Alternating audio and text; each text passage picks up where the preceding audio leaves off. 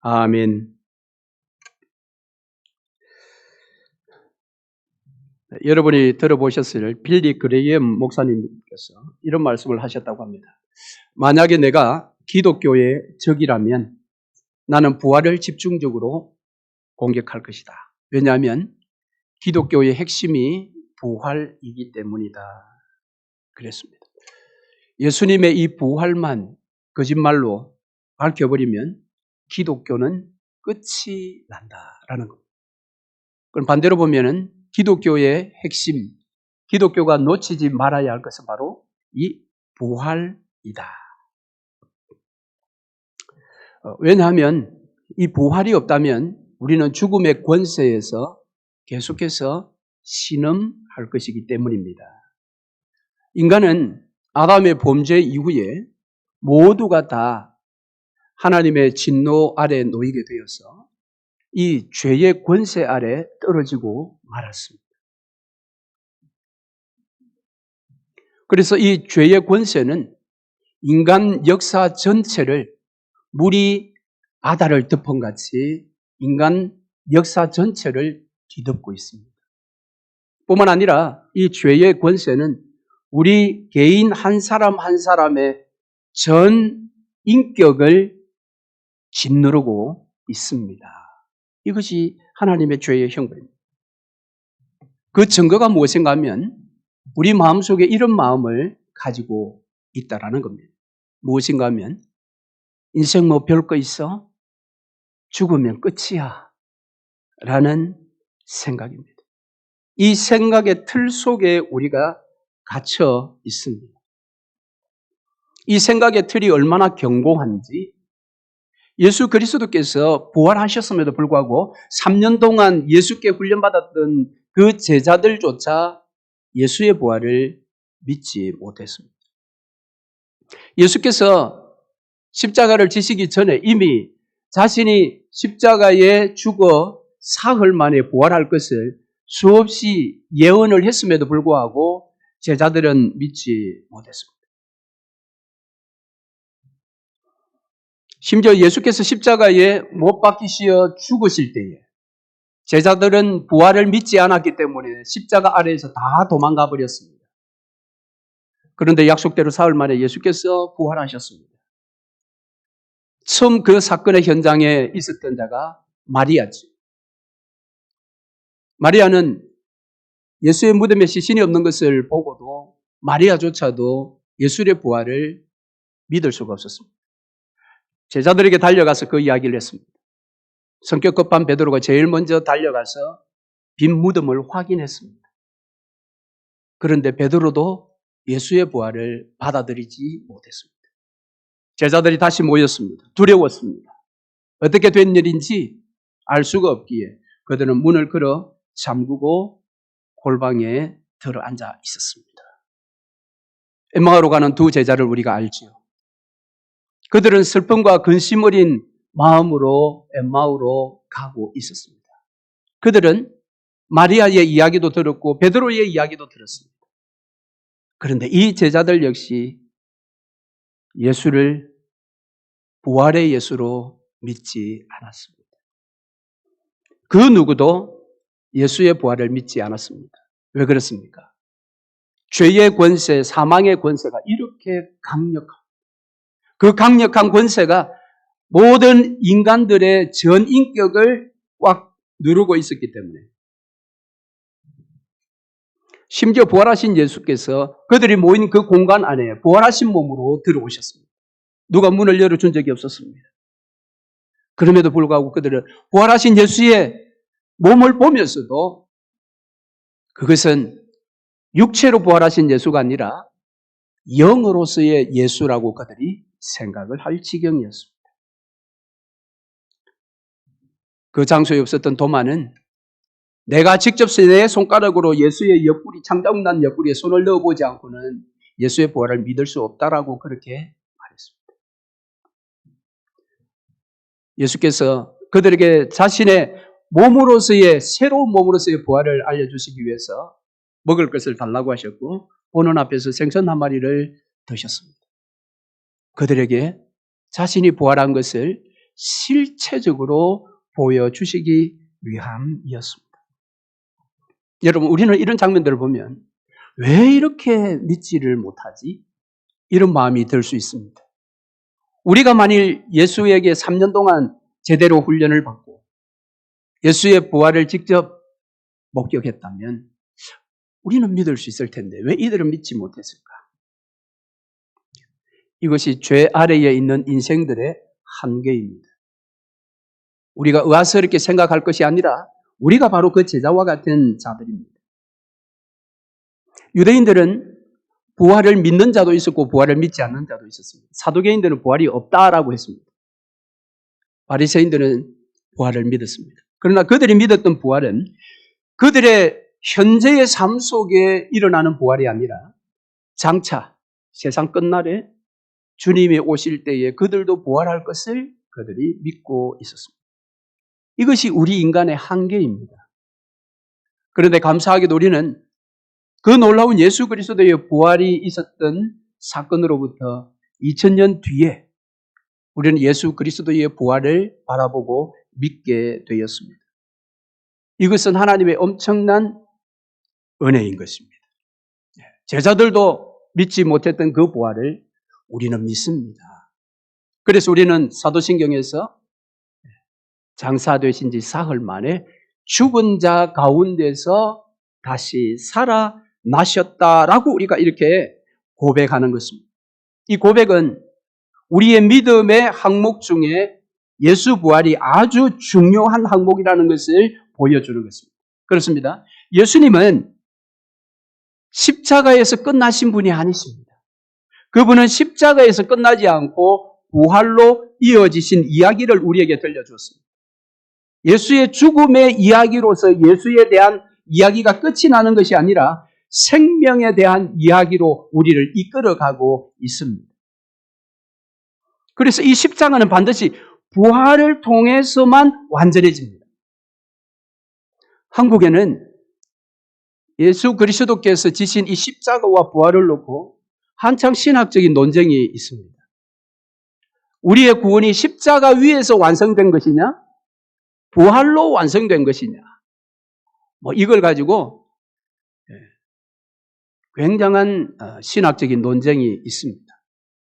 그래서 심지어는 부활만을 너무 강조한 어떤 목사님은 이단으로 교단에서부터 정죄되기도 하고요. 여러분, 그 신학적인 논쟁을 여기서는 다 할 수가 없겠지요. 그러나 간단하게 말씀드리면 부활은 십자가를 품고 있다라는 것입니다. 신약의 하나님 나라가 구약의 제사장 나라를 품고 있듯이 예수 그리스도의 십자가는 반드시 부활이라는 이야기 안에서만 완성이 되는 것입니다. 그래서 복음의 핵심이 부활입니다.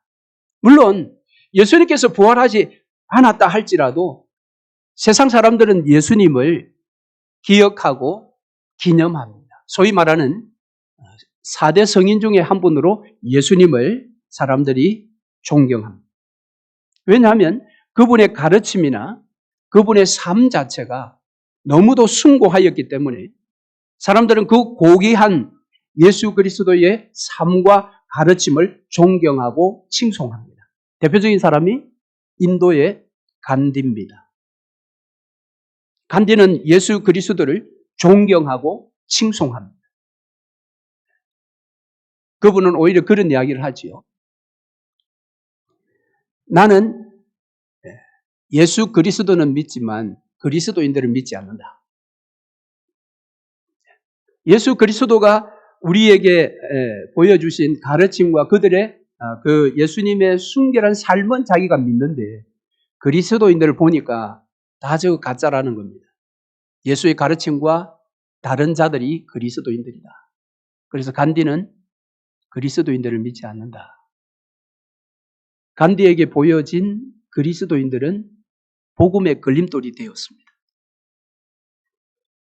그런데 간디가 아무리 예수를 존경하고 칭송한다 할지라도 거기에는 부활이 빠져 있다는 사실을 우리는 알아야 합니다. 부활이 빠져 있다는 것은 그가 예수님을 고귀하신 성인으로는 인정하지만 새로운 생명을 주시는 구원자로는 받아들이지 않는다라는 겁니다. 즉 예수를 신앙의 대상으로 보는 것이 아니라 그저 위대한 스승으로 간디가 인정하는 것입니다. 여러분은 어떻습니까? 우리에게는 예수가 누구입니까? 위대한 스승입니까? 아니면은 구원자이십니까? 예수 그리스도는 우리의 구원자가 맞습니다. 왜냐하면 그분은 사망의 권세 아래에서 그 사망의 권세를 깨뜨리시고 약속대로 부활하시기 때문입니다. 그러면 성경에는 다시 부활한 자가 없는가라는 겁니다. 예수 외에 다시 부활한 자가 없는가? 자, 이스라엘의 왕들의 기록을 가지고 있는 열왕기하 13장에 가면 거기에 특별한 기적 하나가 소개되어 있습니다. 거기에는 당시에 북이스라엘의 선지자였던 이 엘리사의 무덤이 등장합니다. 이스라엘 백성들의 무덤은 이 동굴 같은 곳에 죽은 자의 시신을 안치를 하고 동굴의 입구를 이렇게 막지 않습니까? 그런데 이스라엘의 도적대가 출몰하여서 도적대 몇이 죽었습니다. 그런데 그 죽은 도적대의 시신을 엘리사의 이 무덤 동굴 안에 집어 던졌더니 이 도적대의 죽은 시신이 동굴 안에 있는 엘리사의 이 뼈에 부딪히자 그가 되살아났다라는 그런 기록이 있습니다. 죽은 자가 살아난 것이죠.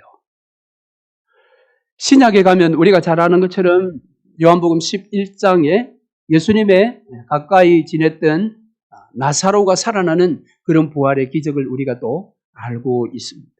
자, 그러면 예수님 십자가 이후에 부활하신 것 이전에 이미 구약에서도 신약에서도 이처럼 부활한 자들이 있습니다. 그럼 그들의 부활과 예수의 부활이 어떻게 다른가라는 겁니다. 같은 것인가 다른 것인가? 자, 오늘 우리가 읽은 본문 고린도전서 15장 본문 뒤에 20절 말씀, 23절 말씀을 보면 이런 말이 있습니다. 그러나 이제 그리스도께서 죽은 자 가운데서 다시 살아나사 잠자는 자들의 첫 열매가 되셨도다. 그러나 각각 자기 차례대로 되리니 먼저는 첫 열매인 그리스도요, 다음에는 그가 강림하실 때의 그리스도에게 속한 자요. 자, 여기에 예수 그리스도의 부활에 대해서 독특한 단어를 하나 쓰고 있는데 그것이 무엇인가 하면 첫 열매라는 것입니다. 첫 열매다 이 말은 두 번째 열매, 세 번째 열매가 계속해서 있을 것이다라는 것을 알려주는 말이죠. 첫 열매다. 열매가 이제 익어서 따게 될 때 첫 번째 열매를 따고 두 번째 따고 계속해서 이루어지는 추수의 신호탄입니다. 첫 열매다.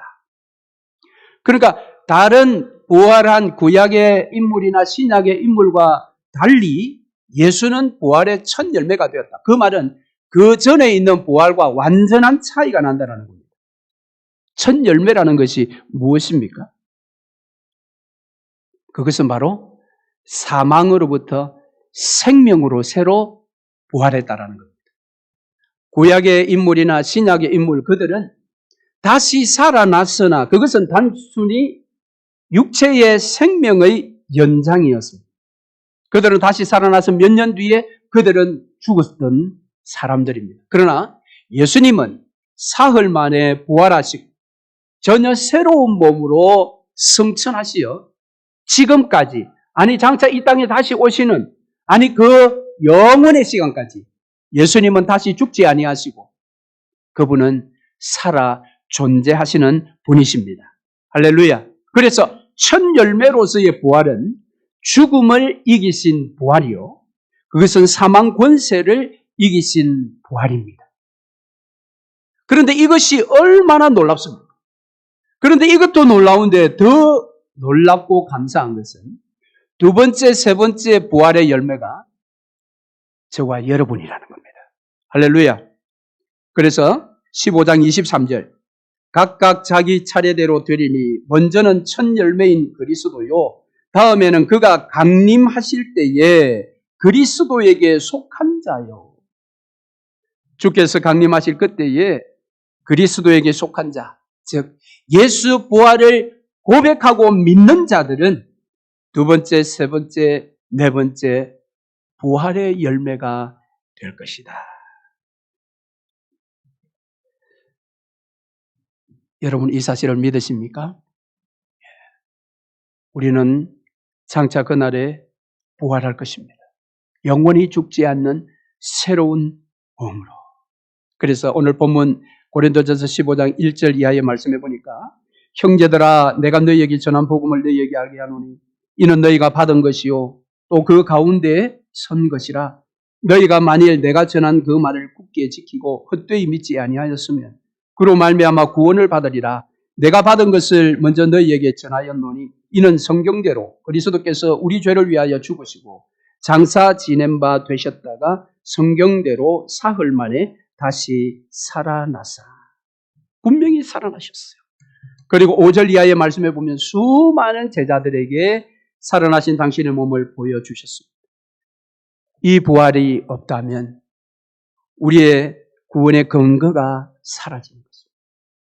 부활을 믿지 않으면 우리의 믿음은 바로 세워질 수가 없습니다. 심지어 오늘 본문 14절 이하의 말씀에 보면 이런 말이 있습니다. 그리스도께서 만일 다시 살아나지 못하셨으면 우리가 전파하는 것도 헛것이요 또 너희 믿음도 헛것이요 또 우리가 하나님의 거짓 증인으로 발견되리니 우리가 하나님이 그리스도를 다시 살리셨다고 증언하였습니다. 만일 죽은 자가 다시 살아나는 일이 없으면 하나님이 그리스도를 다시 살리지 아니하셨으리라. 만일 죽은 자가 다시 살아나는 일이 없으면 그리스도도 다시 살아나신 일이 없었을 터요. 그리스도께서 다시 살아나신 일이 없으면 너희의 믿음도 헛되고 너희가 여전히 죄 가운데 있을 것이요. 또한 그리스도 안에서 잠자는 자도 망하였으니 만일 그리스도 안에서 우리가 바라는 것이 다만 이 세상의 삶뿐이면 모든 사람 가운데 우리가 더욱 불쌍한 자이리라. 그리스도인의 삶에 이 부활 신앙이 없으면 모든 것이 다 헛것이고 세상 사람 중에 가장 불쌍한 자가 될 것이다. 그러나 여러분, 우리는 부활을 믿으며 우리가 제2의 제3의 부활의 열매가 될 것을 믿습니다. 여러분, 그 소망의 크기가 얼마 정도입니까? 여러분, 우리 인간이 소망할 수 있는 것 중에 최고의 것이 부활입니다. 그래서 오늘 저와 여러분은 이 부활을 소망하는 인생 되어야 합니다. 부활을 소망하지 않는 것이 오늘 우리의 가장 큰 실수요, 우리 인생의 가장 큰 불행인 것을 여러분 기억하시기를 바랍니다. 우리 인생의 불행은 내가 가지고 싶은 것 더 많이 가지지 못해서 불행한 것이 아니라 이 부활에 대한 것을 소망하지 않는 것이 인생에 있어서 최고의 불행입니다. 여러분, 교회사를 보면 부활을 소망하던 시대도 있었고 부활을 이야기하는 시대도 있었습니다. 여러분, 이게 좀 다릅니다. 부활을 소망하는 것하고 부활을 그저 이야기하는 것하고는 다른 것입니다. 어떻게 다른가 하면 예수 믿는 것 때문에 환난과 핍박을 당하여 생명의 위기 가운데 있었을 때 그때는 모든 그리스도인들이 다 장차 일어날 이 부활을 소망했습니다. 그걸 기대했습니다. 그러나 AD 313년인가요? 로마가 기독교를 국교로 인정하는 순간 그때부터 예수를 믿는 자들이 부활을 소망하지 않고 부활을 이야기하기 시작했습니다. 여러분은 어떤 시대에 살고 싶습니까? 핍박과 환난 가운데서 부활을 소망하며 사는 시대를 원하십니까? 아니면 국가로부터 엄청난 예수 믿는 대가를 받으면서 편안하게 사는, 그래서 부활을 그저 옛날 이야기처럼 하는 그런 시대가 여러분이 원하는 시대입니다. 우리 사람은 본능적으로 그런 시대를 다 원하겠지요. 그러나 여러분, 부활을 소망하지 않고 부활을 이야기하는 시대는 우리 인생의 불행의 시대라는 것을 우리가 알아야 합니다.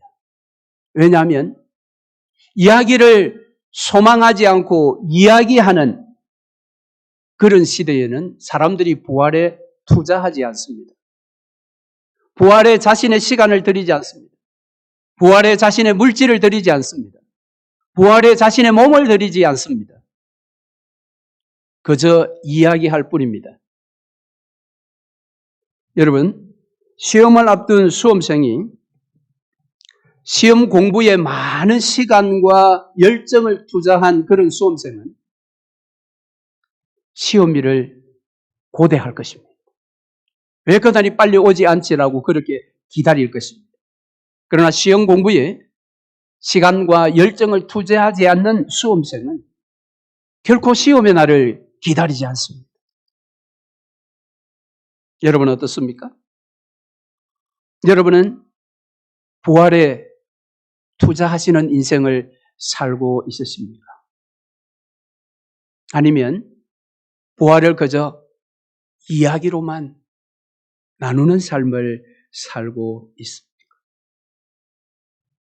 부활은 우리 전 인격을 지배하고 있는 이 사망의 권세를 깨트리는 능력을 가지고 있습니다. 오늘 우리의 삶이 왜 이렇게 고달픕니까? 왜 이렇게 세상 사는 것이 힘듭니까?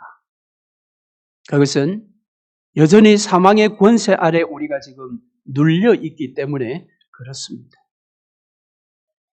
그런데 부활은 우리에게 놀라운 것을 소망하라고 말씀합니다. 베드로전서 1장 3절 이하의 말씀에 그의 부활하심으로 말미암아 우리를 거듭나게 하사 산 소망이 있게 하시며 썩지 않고 더럽지 않고 쇠하지 아니하는 기업을 있게 하시나니. 우리가 가져야 할 소망이 이런 것입니다. 썩지 않고 더럽지 않고 쇠하지 아니하는 그런 기업을 소망해야 합니다.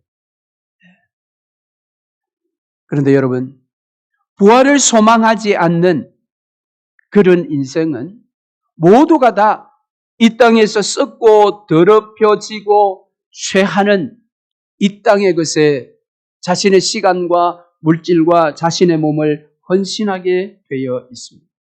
거기에 투자하고 있는 인생이 되는 것입니다. 과연 그 인생이 여러분 행복한 인생이 되겠습니까?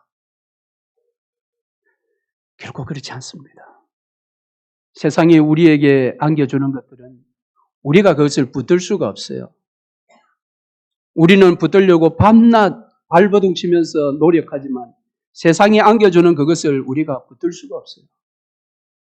곧 썩어버리고 곧 쇠해버리기 때문에 그렇습니다. 그러나 장차 우리에게 일어날 이 부활은 산 소망으로서 가장 소중한 것입니다. 여러분, 오늘 우리에게 부활이 없다면 앞서 말씀드린 것처럼 우리 인생은 죽으면 끝이 나는 것입니다. 그러나 부활 신앙을 갖게 되면 소망이 있습니다. 왜냐하면 지금 우리가 죽어도 끝이 아니기 때문에. 그래서 현재의 삶에 우리가 어찌할 수 없는 그 일로 인해서 우리가 더 몸부림치지 않을 수 있다는 것입니다. 부활 신앙이 없기 때문에 지금 이것 이루어지지 않으면 모든 것이 끝난다 생각하기 때문에 거기에 목을 매는 것입니다. 그것은 죽음을 두려워하는 인생입니다. 우리의 삶의 최종 죽음의 권세 결론은 죽음입니다. 그것이 두려워서 우리는 이 땅에 믿는 자로서도 비겁하게 살아갈 수밖에 없습니다. 그러나 부활을 알면 현재의 나의 삶이 내 원하는 대로 돌아가지 않는다 할지라도 낙심하지 않습니다. 좌절하지 않습니다. 그 마음이 어두움으로 지배당하지 않습니다. 그래서 여러분, 예수께서 우리에게 부활의 첫 열매가 되셨습니다. 그런 자는 이 땅을 어떻게 살아갈까요? 누가복음 14장 12절 이하의 말씀에 보면 예수께서 너희 이웃에게 무엇을 베풀 때에 그것을 갚을 만한 사람에게는 베풀지 말고 이 땅에서 갚을 수 없는 사람에게 사랑을 베풀라라고 그렇게 가르쳐 주셨습니다. 그러시면서 예수께서 의인들의 부활 때에 갚음을 받게 될 것이다. 할렐루야. 부활을 믿는 자들은 심지어 이렇게 살아가는 것입니다. 내가 저 사람에게 내가 이렇게 주면 저 사람이 나에게 또 이렇게 보답을 하겠지. 그런 계산을 가지고 살아가는 것이 아니라 아예 이 땅에서는 보답을 받을 수 없는 사람에게 내가 가진 것을 나누어 주고 그를 사랑하게 될 때에 장차 부활의 날에 하나님께서 우리 주께서 이 모든 것을 다 되갚아 주실 것이다. 여러분, 이런 기대와 소망을 가지고 사는 사람은 여러분 삶이 달라지지 않겠어요? 그 사람의 얼굴은 늘 행복의 미소가 여러분 멈추지 않겠지요. 그렇지 않으면 여러분 이 죽음과 사망의 권세 아래 살면 우리의 삶은 늘 심각한 것입니다. 가정에서도 심각하고 직장에서도 심각하고 교회 나와서도 심각하고 왜 그러지 않습니까? 얼굴 표정은 마음의 상태라고. 그래서 뭐 어떤 의사는 그렇게 이야기하잖아요. 우리가 얼굴을 찡그리면 내 내장 중에 간이 찌그러진다. 그래서 여러분 웃으셔야. 왜? 죽음이 끝이 아니니까. 죽음이 끝이라고 하면 우리는 정말 양쪽 눈꼬리를 올려서 죽기 살기로 살아야 됩니다. 그런데 여러분 죽음이 끝이 아니라고 합니다. 우리는 부활신앙으로 무장되어야 할 것입니다. 말씀을 맺겠습니다. 어느 책에서 인간의 어리석음에 대해서 이렇게 기록한 것을 봅니다. 사람들은 어린 시절이 지루하다고 생각해서 서둘러 어른이 되고 싶어 한다. 그리고는 다시 어린 시절로 되돌아가기를 갈망한다. 사람들은 돈을 벌기 위해 건강을 잃어버린다. 그리고는 건강을 되찾기 위해 돈을 다 잃는다. 사람들은 미래를 염려하느라 현재를 놓쳐버리고 살아간다. 그래서 결국 현재에도 미래에도 한 번도 제대로 살아보지를 못한다. 사람들은 자신이 결코 죽지 않을 것처럼 산다. 그리고는 결코 살아본 적이 없는 듯 허망하게 죽음을 맞이한다. 이것이 사람들이 살아가는 어리석은 모습입니다. 이 어리석은 인간의 모습의 끝이 무엇입니까? 절정이 무엇입니까? 그것이 죽음입니다. 죽음. 여러분 우리가 죽음의 문제만 해결되면 뭐 인생 그렇게 고민하고 안달복달하고 할 일이 무엇이 있습니까? 이 죽음의 문제를 해결하지 못하니 매일 죽겠다 하면서 사는 것입니다. 그런데 우리 주께서 약속대로 태초 이래로 지금까지 아니 주님 오시는 그날까지 모든 인생들의 전 존재를 그들의 전 생애를 인간의 전 역사를 어두움으로 지배하는 이 강력한 사망의 권세를 2000년 전에 갈보리 언덕 위에서 죽으셨다가 사흘 만에 그 권세를 다 깨뜨리셨습니다. 할렐루야. 그래야 우리에게 완전한 승리를 주셨어요. 그러므로 여러분 인생살이에 있어서 두려워하지 마십시오. 낙심하지 마십시오. 죽음이 우리를 끝장내는 것이 아닙니다. 더 이상 사망이 우리를 어찌할 수가 없습니다. 우리는 예수 부활을 믿을 뿐만 아니라 나도 예수와 같이 부활할 것을 내가 믿고 신앙으로 고백하고 있기 때문입니다. 그러므로 부활을 소망하며 살아가십시다. 우리의 삶 속에 부활에 좀 여러분 시간을 투자하십시오. 부활에 돈을 투자하십시오. 부활에 여러분의 몸을 투자하십시오. 그러면 부활이 기다려지게 될 것입니다. 부활을 기다리는 자는 이 땅의 모든 염려와 슬픔과 근심의 강을 쉽게 뛰어넘을 것입니다. 할렐루야. 이번 한 주간 이 부활 신앙에 투자하는 복된 한 주간이 되시기를 주의 이름으로 축원합니다. 아멘. 우리 말씀을 기억하시며 찬송하겠습니다. 162